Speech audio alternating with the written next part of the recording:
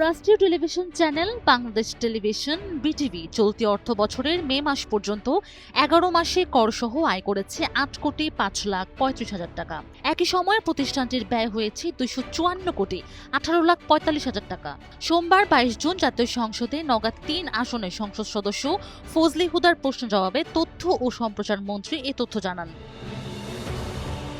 মন্ত্রী আরও জানিয়েছেন, চলতি অর্থবছরে বিটিভির বিজ্ঞাপন শাখা থেকে রাজস্ব আয় হয়েছে ৫,৭,০৯,৪১৭ টাকা। তিনি ২০২০-২১ অর্থবছর থেকে ২০২৪-২৫ অর্থবছর পর্যন্ত বিটিভির আয় ব্যয়ের বিস্তারিত তথ্য সংসদে তুলে ধরেন। তথ্য অনুযায়ী ২০২০-২১ অর্থবছরে আয় ছিল ৩৪,৫,৯৯,০০০ টাকা, ব্যয় ২৮,৮১,৩৬,০০০ টাকা।